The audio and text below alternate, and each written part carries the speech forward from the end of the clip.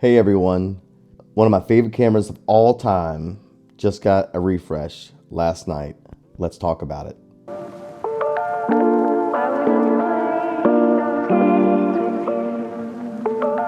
I stayed up late last night watching Paltatech's live stream of the Fuji X Summit. I could have watched it alone, but I felt it'd be way more fun to interact with a bunch of other fans while we were watching the summit. Chris did a great job on his live stream.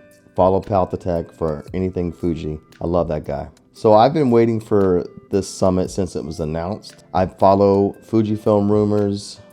Patrick over there has released several rumors, and I trust him because his sources are trusted. If he makes a mistake, he's always owning up to it, but he rarely does make a mistake. And if you don't know what I'm talking about right now, the Fujifilm X100 Mark VI, or X100VI as they're calling it, which is an odd name if you ask me. X106, 106? Anyway, the Fujifilm X100 Mark VI was announced last night from Fujifilm at the summit, and I've already pre-ordered it. As soon I was refreshing the page at Best Buy, and as soon as it became live on Best Buy, I hit that pre-order button. I don't think you can even order one right now. They're sold out everywhere.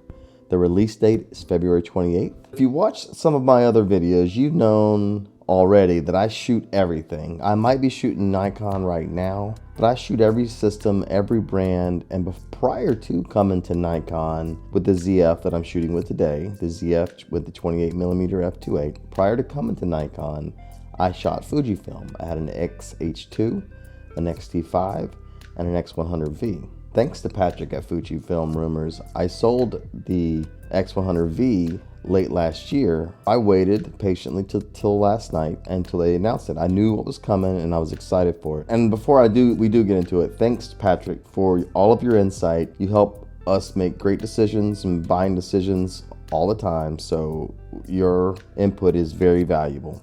Keep it up. While I do shoot weddings, portraits, and events, my main passion is and will always be street photography.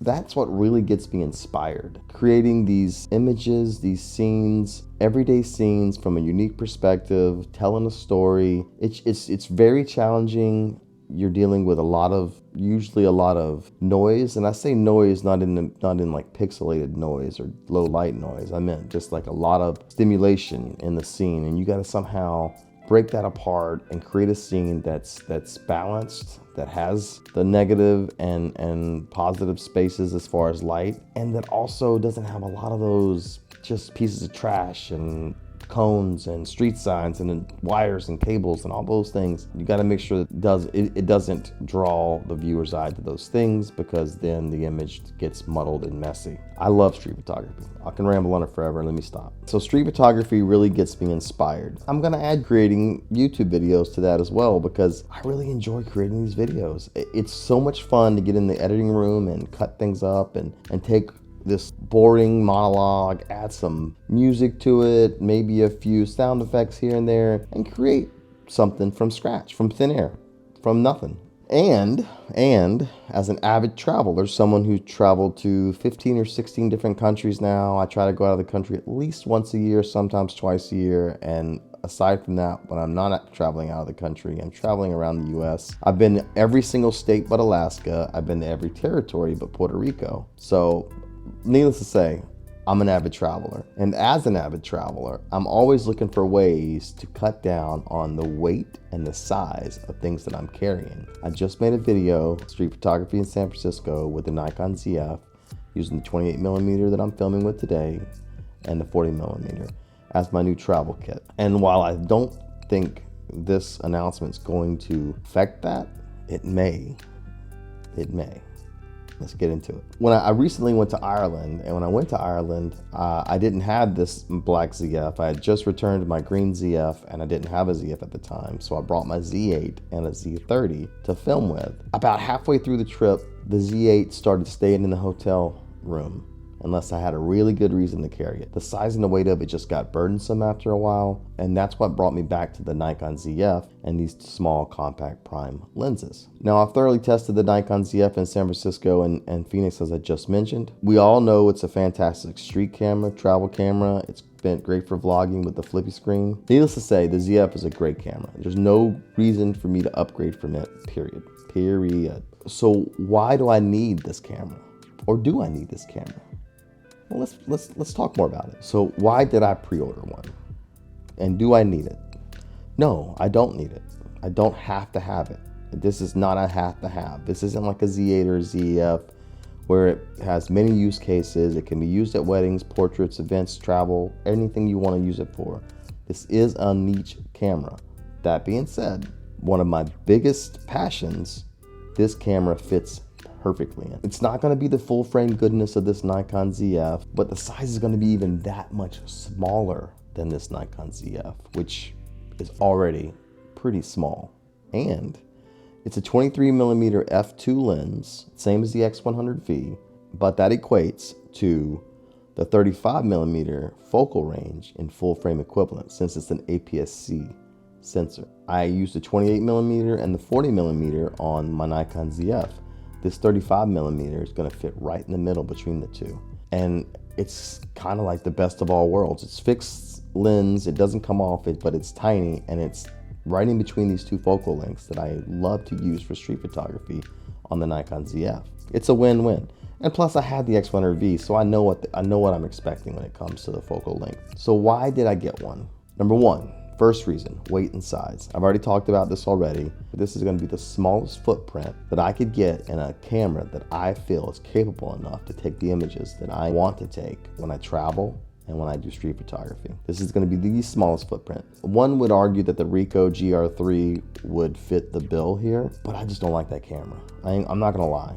It's not weather sealed. I will not use a camera that's not weather sealed. It has half the battery life, terrible video specs. It's just not for me. It's not for me. Now, if I'm a street photographer and I didn't do any video, I would absolutely have looked at it. Hell, I did have it in my Amazon wish list at one point in time. I just took it out when I decided that video was something I was getting into. And that brings us to the next point, video capabilities. This thing does 4K 60 and it does HD 240. So I can do all the slow motion goodness. So it basically has the video capabilities of this Nikon ZF in a smaller form factor. Let's put it that way. The Nikon ZF does 4K 60 and HD, I believe, 120. This does HD 240. So actually, I would say the video capabilities might be even better to some extent in the X100 Mark VI than the Nikon ZF. I say to some extent because you're not getting the full frame goodness, the depth of field, the unlimited record time, a lot of things. I'm just saying on a spec sheet, it has great video specs. Next reason why I'm getting one, ND filter. I do miss the built-in ND filter of the X100V. When you're on the streets in a brightly lit scene, you can pop that bad boy on so you can slow your shutter speed down and get motion blur or motion in your shots. Without the ND filter, you wouldn't be able to do those things. And in some cases, without the ND filter, your shutter speed might be so high that you're gonna have to turn your aperture up to account for that. And you may get some fringing with the high dynamic range scenes. The ND filter will help reduce all of that. Next reason why I picked it up, IBIS. It's important to me. I think, especially when you're doing handheld video work, but even then when you're doing photo work and you're trying to shoot from the hip, you're trying to shoot from a different angle and you need that, you don't have steady hands. IBIS is going to be great for video, great for street photography. The next reason why I pre-ordered one is the optical viewfinder. As someone who used to shoot film back in the day, who had an FM2, I love using the optical viewfinder. I might not use it all the time, but when I do want to use it, when I want that eye relief and I just want to enjoy being in the moment, pure shooting, I use the optical viewfinder. When I had the X Pro 3 with the screen that didn't even open or tilt or do anything, and the optical viewfinder, I felt like it was a pure analog experience and it was so enjoyable. So I can't wait for that optical viewfinder. And the last reason, has a high resolution sensor. You're talking the same sensor that's in the XH2 and it's in the X-T5. 40 megapixel high resolution sensor with IBIS, a 23mm f2, so fast aperture, and a compact body that shoots 4K, actually 6K. What? This is a dream camera on the spec sheet. I mean, it's not gonna be the do-it-all camera. I'm still keeping the ZF and the Z8. Now the Z6 II, that might make its way to eBay, but not getting rid of my ZF and not getting my Z8 anytime soon. Now let's talk about what I'm concerned about when it comes to the release of this camera. Things that they should have done that they didn't do or upgrades that they didn't make. And I've had the X100V for a long time before I sold it, so I know what to expect to most extents. But there's some things they didn't change, and I'm concerned about it. So let's talk about it. The battery size. The battery remains the same battery, the 126, not the 235, and it's an MP, I think, but anyway. The 126 is the same battery that was in the XH1, the X Pro 3, 2, 1, the X-T5, basically anything before the X-T4, XH2, X-T5 range. And the battery it's just small. It doesn't have a lot of shots, around 400 on the X100V. But I'm hearing, at least in the Fujifilm Summit last night, that with the X Processor 5, they're able to get actually more shots, about 30 more shots. So they're saying 450 in normal mode. I always shoot in boost mode, so I don't even use the normal mode results. It's about 30 shots more, 430 I think it was the count for in boost mode for the number of shots you can get with the battery. The last thing I'm not as concerned about, because I'm not using it as a pro paid shooting camera, but no dual card slots. You know, the ZF, they were able to get dual card slots using the micro SD. Fujifilm could have done something similar. They also could have made it a UHS-2 type card with faster read-write speeds, and they didn't do that. You might see some rolling shutter with the Fujifilm X100 Mark VI because they didn't upgrade to the UHS-2 card slots. It is what it is, but we'll work through it. And the last concern, and I'm not trying to sound like an elitist here, but the last concern is it's not made in Japan anymore. It's made in China. Now, we use iPhones and MacBooks and all these things that are made in China all the time. So it's probably going to be fine. But at the end of the day, when something's made in the country it was invented in, and their factories are close to the headquarters and so on and so forth, you do feel like there's a sense of quality that could be in that product that may change when now it's in China, where there's no one watching closely to make sure the quality control might be there. So it's just something that concern. It might not be a big deal. It might be fine. We will see once we get the camera in about 8 days, and I'll start testing it. All right, I'm gonna give my thoughts on the announcement. I watched it very closely, and it's amazing how many commenters in Palette to Text live stream that were asking all these questions that they just went over. I'm like, dude, did you guys even pay attention? Anyway, rant over. My thoughts on the announcement. I absolutely loved the X100V when I had it. And while the Nikon ZF is more than capable, it's very much more capable than this Fujifilm camera in every way. I just can't help myself. I am a Fuji fanboy, and knowing that I get to review the X100 Mark VI for you guys and we get to talk about it on this channel, I'm even more excited for it to come out, especially now that the channel is up and running and we're producing videos every week and interacting and growing. It's going to be so much fun. So will it replace my Nikon ZF on my travel photography? Like we just talked about in San Francisco, this is my new travel kit with the 28 and 40. So will this replace it? Yeah, it will, going inside the US. When I'm on short, like 2 or 3 day business trips, and I want to have a camera with me, this will replace the ZF for those needs.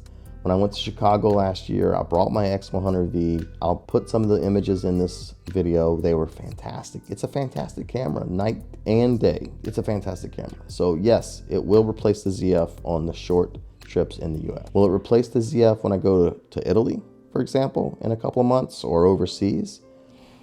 No, I don't think so. I don't think so. I don't think so. I need the flippy screen because I want to vlog for you guys when I'm over there, and I can't do it really well. I don't want to have a booger on my face and talk through a whole video and have to refilm it 2 or 3 times. I already made that mistake. The X100 Mark VI might get added to that trip, which is going to increase my weight again. We'll figure it out. But yeah, it's going to be tough. I'm going to do a lot of testing when I get it, and then we're going to find out if it's going to meet that need for me. I don't know yet, but we will know. We will find out once we get it in hand.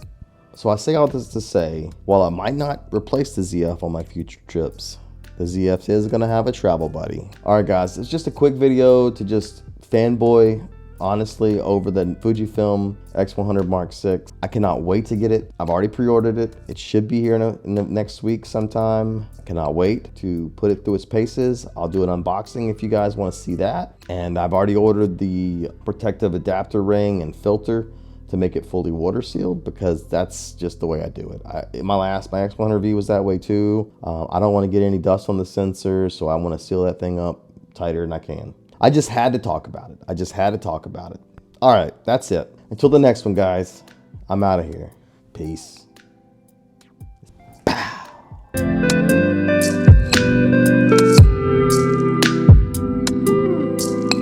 I'm back. I'm gone. Nope, it didn't work. I'm back again.